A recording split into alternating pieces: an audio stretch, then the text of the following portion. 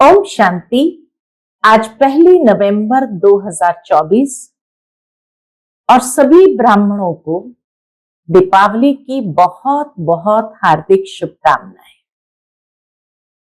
दीपोत्सव का यह त्योहार हम सभी ब्रह्मा वत्सों के लिए विशेष होता है, क्योंकि इन्हीं दीपावली के दिनों में ब्रह्मा बाबा ने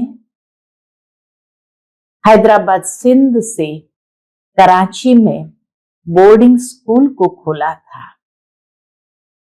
इसी दीपावली के दिन को यज्ञ स्थापना दिवस भी कहा जाता है, जब यज्ञ की स्थापना हुई। दीपावली के दिन ही हमारी सभी दादियों का समर्पण दिवस है और अपने जीवन को इस ईश्वरीय कार्य के लिए समर्पित किया। साथ ही साथ ब्रह्मा बाबा ने भी अपनी सारी स्थूल संपत्ति को भी विल कर दिया और स्वयं भी ईश्वरीय कार्य अर्थ समर्पित हो गए। साथ ही हमारी प्राण प्यारी प्रकाशमणि दादी जी दीपावली के दिनों में ही बाबा के पास आए और जब उन्हें ब्रह्मा बाबा और श्री कृष्ण का साक्षात्कार हुआ और अपने जीवन को संपूर्ण रीति से ईश्वरीय कार्य अर्थ समर्पित कर दिया, तो इसीलिए ये दीपावली का दिन हम सभी ब्रह्मावत्सों के लिए विशेष माना जाता है।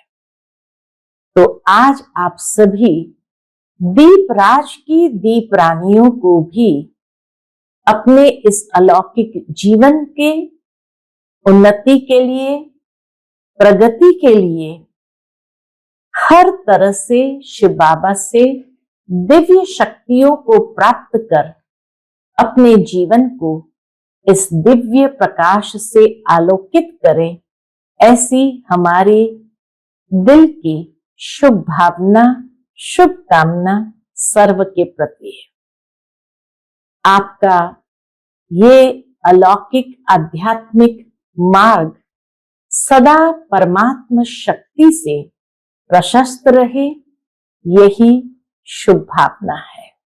तो ऐसी दीपावली आप सबको बहुत बहुत मुबारक हो।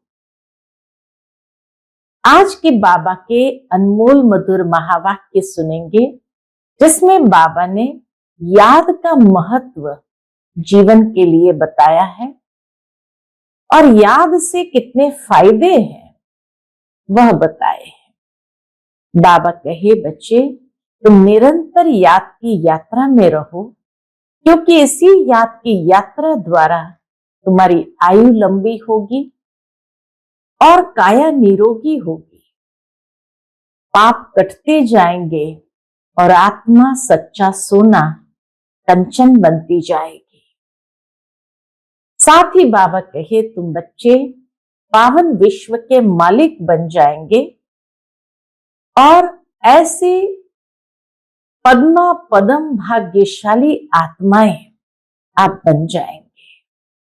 इसीलिए सदैव याद की यात्रा पर जितना हो सके आगे बढ़ते चलो। तो सुनते हैं आज के बाबा के अनमोल मधुर महावाक्य। ओम शांति। मीठे बच्चे, इस समय निराकार बाप साकार में आकर तुम्हारा श्रृंगार करते हैं। अकेला नहीं, दोनों माता पिता बाप दादा हम बच्चों का श्रृंगार करते हैं। आज की मुरली से प्रश्न है, तुम बच्चे याद की यात्रा में क्यों बैठते हो? उत्तर है, क्योंकि पहला, तुम जानते हो इस याद से ही हमें बहुत बड़ी आयु मिलती है, हम निरोगी बनते हैं। दूसरा, याद करने से हमारे पाप कटते हैं, हम सच्चा सोना बन जाते हैं। आत्मा से रजो तमो की खाद निकल जाती है, वह कंचन बन जाती है। तीसरा, याद से ही तुम पावन दुनिया के मालिक बन जाएंगे। चौथा, तुम्हारा श्रृंगार होगा। इसी याद से ही हमारे अंदर श्रृंगार होता है। पांचवा, तुम बहुत धनवान बन जाएंगे। यह याद ही तुम्हें पद्मा पदम भाग्यशाली बनाती है। ओम शांति। रूहानी बच्चों को रूहानी बाप समझा रहे हैं, यहां बैठ तुम क्या करते हो? ऐसे नहीं सिर्फ शांति में बैठे हो, अर्थ सहित ज्ञानमय अवस्था में बैठे हो। अर्थ सहित ज्ञानमय अवस्था में बैठे हो। तुम बच्चों को ज्ञान है, बाप को हम क्यों याद करते हैं? बाबा कहे तुम्हें ये ज्ञान है कि बाप को हम क्यों याद करते हैं। बाप हमको बहुत बड़ी आयु देते हैं। अब यहां से बाबा ने याद के द्वारा क्या प्राप्ति है हमारे जीवन में, उसको स्पष्ट किया है। बाप हमको बहुत बड़ी आयु देते हैं। बाप को याद करने से हमारे पाप कट जाएंगे। हम सच्चा सोना सतो प्रधान बन जाएंगे। तुम्हारा कितना श्रृंगार होता है, तुम्हारी आयु बड़ी हो जाती है। बाबा कहे इतना श्रृंगार बाबा करते हैं और आयु भी बड़ी हो जाएगी, आत्मा कंचन हो जाएगी। अब आत्मा में खाद पड़ी हुई है। याद की यात्रा से वह सब खाद जो रजो तमो की पड़ी है वह सब निकल जाएगी। इतना तुमको फायदा होता है। फिर आयु बड़ी हो जाएगी, तुम स्वर्ग के निवासी बन जाएंगे और बहुत धनवान बनेंगे। तुम पद्मा पदम भाग्यशाली बन जाएंगे। इसलिए बाप कहते हैं मन मना भव माम एकम याद करो। कोई देहधारी के लिए नहीं कहते हैं। बाप को तो शरीर है नहीं, तुम्हारी आत्मा भी निराकार थी। फिर पुनर्जन्म में आते आते पारस बुद्धि से क्या बन गए? पत्थर बुद्धि बन गई है। अब फिर कंचन बनना है। अभी तुम पवित्र बन रहे हो। पानी के स्नान तो जन्म जन्मांतर किए। समझा हम इससे पावन बनेंगे। लोगों ने समझा पानी में स्नान करने से हम पावन बनेंगे, परंतु पावन बनने बदले और ही पतित बन नुकसान में पड़े हो, क्योंकि यह है ही झूठी माया। झूठ बोलने के संस्कार है सबके। बाबा कहे इस समय कलयुग के अंदर सबके संस्कार झूठ बोलने के हैं। बाप कहते हैं मैं तुमको पावन बनाकर जाता हूं, फिर तुमको पतित कौन बनाता है? अभी तुम फील करते हो ना, कितना गंगा स्नान करते आए परंतु पावन तो बने नहीं। पावन बनकर तो पावन दुनिया में जाना पड़े।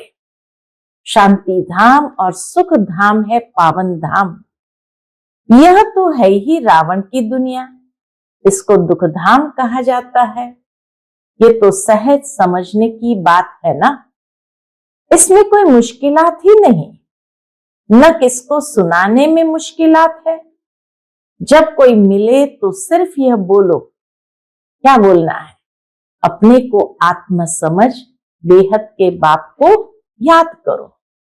आत्माओं का बाप है परमपिता परमात्मा शिव। हरेक के शरीर का तो अलग अलग बाप होता है, आत्माओं का तो एक ही बाप है। कितना अच्छी रीति समझाते हैं और हिंदी में ही समझाते हैं ताकि हर कोई समझ सके। हिंदी भाषा ही मुख्य है। तुम पद्मा पदम भाग्यशाली इन देवी देवताओं को कहेंगे ना, ये कितने भाग्यशाली है। ये किसको भी पता नहीं है कि यह स्वर्ग के मालिक कैसे बने। अभी तुमको बात सुना रहे हैं। इस सहज योग द्वारा इस पुरुषोत्तम संगम पर ही ये बनते हैं। अभी है पुरानी दुनिया और नई दुनिया का संगम, फिर तुम नई दुनिया के मालिक बन जाएंगे। अब बाप सिर्फ कहते हैं 2 अक्षर। कौन से 2 अक्षर? अर्थ सहित याद करो। मन मना भव का 2 अक्षर कहते हैं, जिसको बाबा कहे अर्थ सहित याद करो। गीता में है मन मना भव। अक्षर तो पढ़ते हैं परंतु अर्थ बिल्कुल नहीं जानते। बाप कहते हैं मुझे याद करो, क्योंकि मैं ही पतित पावन हूं और कोई ऐसे कह न सके। बाप ही कहते हैं मुझे याद करने से तुम पावन दुनिया में चले जाएंगे। पहले पहले तुम सतो प्रधान थे, फिर पुनर्जन्म लेते लेते तमो प्रधान बने हो। अब 84 जन्म बाद फिर तुम नई दुनिया में देवता बनते हो। रचयिता और रचना दोनों को तुम जान गए हो, तो अभी तुम आस्तिक बन गए हो। आगे जन्म जन्मांतर तुम नास्तिक थे। यह बात जो बाप सुनाते हैं और कोई जानते ही नहीं। कहां भी जाओ कोई भी तुमको ये बातें नहीं सुनाएंगे। अभी दोनों ही बाप तुम्हारा श्रृंगार कर रहे हैं। पहले तो बाप अकेला था। बाबा कहे निराकार बाबा अकेला था, शरीर बिगर था, ऊपर बैठ तुम्हारा श्रृंगार कर न सके। अकेले में तो शिव बाबा श्रृंगार कर न सके। कहते हैं ना बत 12 माना 1 और 2 मिलकर के 12 हो जाते हैं। बाकी प्रेरणा व शक्ति आदि की बात नहीं। शिव बाबा कोई प्रेरणा व शक्ति से कार्य नहीं करते हैं। ऊपर से प्रेरणा द्वारा मिल न सके। निराकार जब साकार शरीर का आधार लेते हैं तब तुम्हारा श्रृंगार करते हैं। समझते भी है बाबा हमको सुखधाम में ले जाते हैं। ड्रामा के प्लान अनुसार बाबा बंधाईमान है। ये बाबा का जैसे कमिटमेंट है कि बाबा आएंगे और ड्रामा प्लान अनुसार सबको पतित से पावन बना करके सुखधाम का मालिक बनाते हैं। उनको ड्यूटी मिली हुई है। बाबा बंधाईमान है, उनको ड्यूटी मिली हुई है। हर 5000 वर्ष बाद आते हैं तुम बच्चों के लिए। इस योग बल से तुम कितने कंचन बनते हो। आत्मा और काया दोनों कंचन बनती है, फिर छीछी बनते हैं। अभी तुम साक्षात्कार करते हो। इस पुरुषार्थ से हम ऐसा श्रृंगारा हुआ बनेंगे। वहां क्रिमिनल आई होती नहीं, तो भी अंग सब ढके हुए होते हैं। बहुत गहरी बात यहाँ बाबा सुनाते हैं कि सतयुग में तो सब सिविलाइज्ड है, कोई क्रिमिनल आई वाले नहीं है। फिर भी देवताओं के अंग सब ढके हुए हैं। यहाँ तो देखो छीछी बातें रावण राज्य में सीखते हैं। इन लक्ष्मी नारायण को देखो, ड्रेस आदि कितनी अच्छी है, रॉयल है। यहाँ सब है देह अभिमानी, इसलिए देह का प्रदर्शन करते रहते हैं। उन्हों को देह अभिमानी नहीं कहेंगे, देवताओं को कभी देह अभिमानी नहीं कहेंगे। उन्हों की नेचुरल ब्यूटी है। बाप तुमको ऐसा नेचुरल ब्यूटीफुल बनाते हैं। आजकल तो सच्चा जेवर कोई पहन भी नहीं सकता है। कोई पहने तो उनको ही लूट जाए। वहां तो ऐसी कोई बात ही नहीं। एक एक देवी देवताओं को देखो कितना श्रृंगारे हुए स्थिति में है। ऐसा बाप तुमको मिला है, इन बिगर तो तुम बन न सको। बहुत कहते हैं हम तो डायरेक्ट शिव बाबा से लेते हैं, परंतु वो देंगे ही कैसे? बाबा खुद पूछते हैं शिव बाबा देंगे ही कैसे? बल कोशिश करके देखो, डायरेक्ट मांगो, देखो मिलता है। ऐसे बहुत कहते हैं हम तो शिव बाबा से वर्षा लेंगे। ब्रह्मा से पूछने की भी क्या दरकार है। शिव बाबा प्रेरणा से कुछ दे देंगे। अच्छे अच्छे पुराने बच्चे, उनको भी माया ऐसे चक पहन लेती है। चक पहन लेती माना काट लेती है। एक को मानते हैं परंतु एक क्या करेंगे। बाप कहते हैं मैं एक कैसे आऊं, मुख बिगर बात कैसे कर सकूं। मुख का तो गायन है ना। गौमुख से अमृत लेने के लिए कितना धक्का खाते हैं, फिर श्रीनाथ द्वारे पर जाकर दर्शन करते हैं, परंतु उनका दर्शन करने से क्या होगा। उसको कहा जाता है भूत पूजा। प्रकृति की पूजा, भूत पूजा। उनमें आत्मा तो है नहीं। स्टैच्यूज है, देवी देवताओं के सब मूर्तियां हैं, तो उसमें आत्मा तो है नहीं। बाकी 5 तत्वों का पुतला बना हुआ है, तो गोया माया को याद करना हो गया। 5 तत्व प्रकृति है ना, उनको याद करने से क्या होगा। प्रकृति का आधार तो सबको है, परंतु वहां है सतो प्रधान प्रकृति, यहाँ है तमो प्रधान प्रकृति। बाप को सतो प्रधान प्रकृति का आधार कभी नहीं लेना पड़ता, वहां आवश्यकता ही नहीं। यहाँ तो सतो प्रधान प्रकृति मिल ना सके, कलयुग के अंदर तो सतो प्रधान प्रकृति मिल ना सके। ये जो भी साधु संत है, बाप कहते इन सब का उद्धार मुझे करना पड़ता है। मैं निवृत्ति मार्ग में आता ही नहीं हूं, यह है ही प्रवृत्ति मार्ग। सबको कहता हूं पवित्र बनो। वहां तो नाम रूप आदि सब बदल जाता है। तो बाप समझाते हैं देखो ये नाटक कैसा बना हुआ है। एक के फीचर्स न मिले दूसरे से। वर्ल्ड ड्रामा कैसा बना हुआ है, एक के फीचर्स न मिले दूसरे से। इतने करोड़ों है, सबके फीचर्स अलग है। कितना भी कोई कुछ करे तो भी एक के फीचर्स दूसरे से मिल ना सके। इसको कहा जाता है कुदरत, वंडर। स्वर्ग को वंडर कहा जाता है ना, इतना शोभनिक है।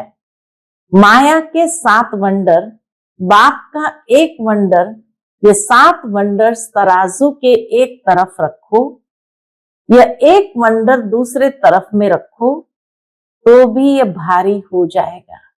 स्वर्ग का वंडर का तराजू भारी हो जाएगा। एक तरफ ज्ञान, एक तरफ भक्ति को रखो तो ज्ञान का तरफ बहुत भारी हो जाएगा। अभी तुम समझते हो भक्ति सिखलाने वाले तो ढेर है, ज्ञान देने वाला एक ही बाप है। तो बाप बैठ बच्चों को पढ़ाते हैं, श्रृंगार करते हैं।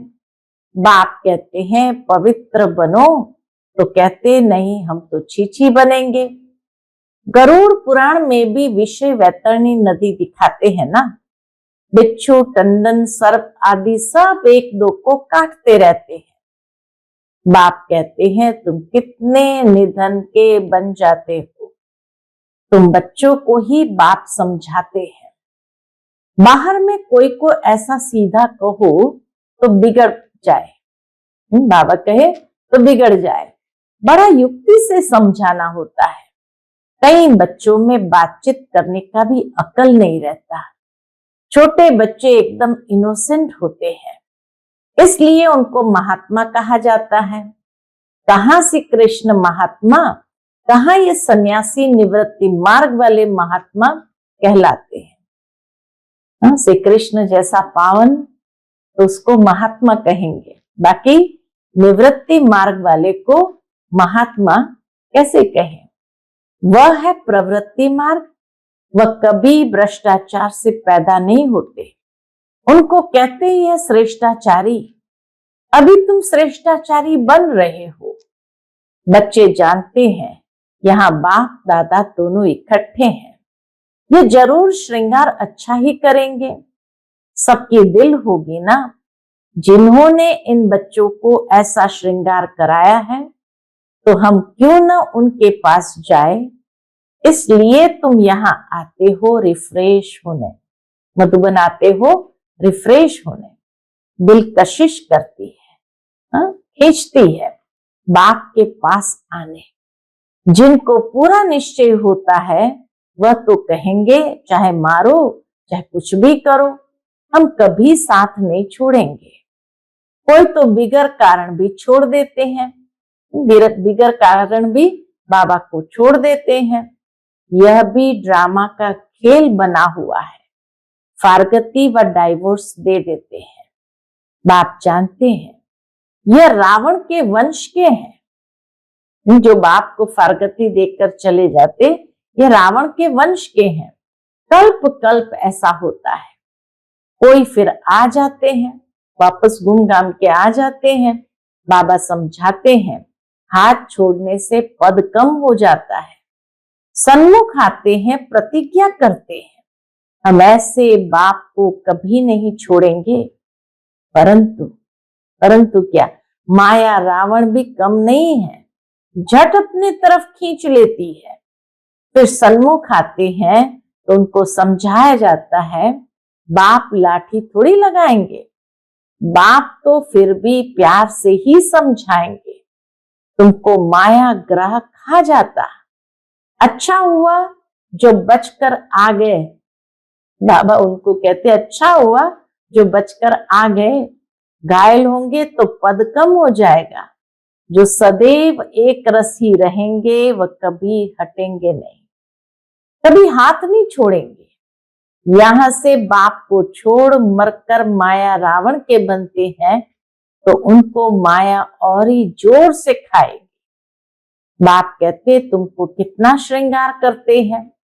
समझाया जाता है अच्छे होकर चलो, किसको दुख नहीं दो। ब्लड से भी लिख कर देते हैं, फिर वैसे के वैसे बन जाते हैं। माया बड़ी जबरदस्त है, कान नाक से पकड़कर बहुत तड़पाती है। अब तुमको ज्ञान का तीसरा नेत्र देते हैं तो क्या होता है उससे? ज्ञान का तीसरा नेत्र देते हैं तो क्रिमिनल दृष्टि कभी नहीं जानी चाहिए। विश्व का मालिक बनना है तो कुछ मेहनत भी करनी पड़े ना। अब तुम्हारी आत्मा और शरीर दोनों तमो प्रधान है, खाद पड़ गई है। इस खाद को भस्म करने के लिए बाप कहते हैं मुझे याद करो। तुम बाप को याद नहीं कर सकते हो, लज्जा नहीं आती? कोई कर कहे बाबा हम आपको याद नहीं कर सकते हैं, बाबा के लज्जा नहीं आती है? याद नहीं करेंगे तो माया के भूत तुमको हप कर लेंगे। तुम कितना छीछी बन गए हो। रावण राज्य में एक भी ऐसा नहीं है जो विकार से पैदा हुआ न हो। वहां इस विकार का नाम ही नहीं, रावण ही नहीं। रावण राज्य होता ही है द्वापर से। पावन बनाने वाला एक ही बाप है। बाप कहते बच्चे यह एक जन्म ही पवित्र बनना है। एक जन्म ही खाली पवित्र बनना है, फिर तो विकार की बात ही नहीं होती। वह है ही निर्विकारी दुनिया। तुम जानते हो ये पवित्र देवी देवता थे, फिर 84 जन्म लेते लेते नीचे आए हैं। अब है पतित, तब पुकारते हैं शिव बाबा हमको इस पतित दुनिया से छुड़ाओ।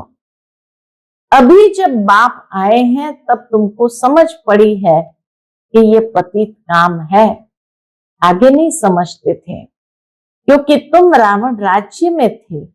अब बाप कहते हैं सुखधाम चलना है तो छीछी बनना छोड़ो।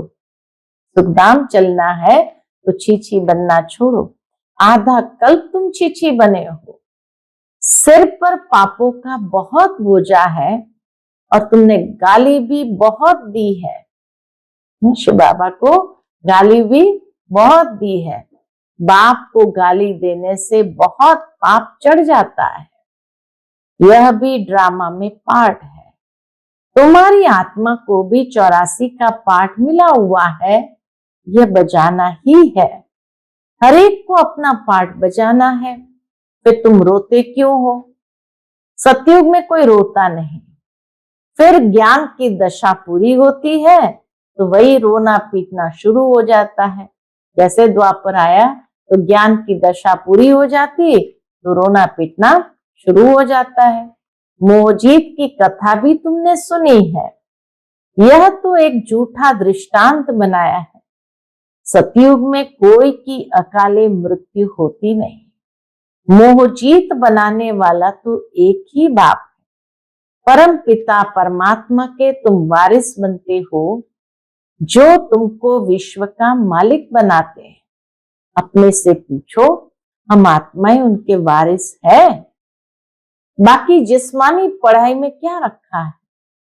आजकल तो पतित मनुष्य की शक्ल भी नहीं देखनी चाहिए। बाबा कहे आजकल तो पतित मनुष्य की शक्ल भी नहीं देखनी चाहिए, न बच्चों को दिखानी चाहिए।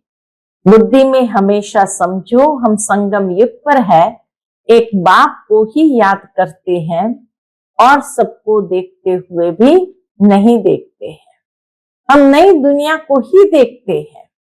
हम देवता बनते हैं, उस नए संबंधों को ही देखते हैं। पुराने संबंध को देखते हुए भी नहीं देखते। यह सब भस्म होने वाला है। हम अकेले आए थे, फिर अकेले ही जाते हैं। बाप एक ही बार आते हैं, साथ ले जाने। इनको शिव बाबा की बारात कहा जाता है। शिव बाबा के बच्चे सब हैं। बाप विश्व की बादशाही देते हैं, मनुष्य से देवता बनाते। आगे विष उगलते थे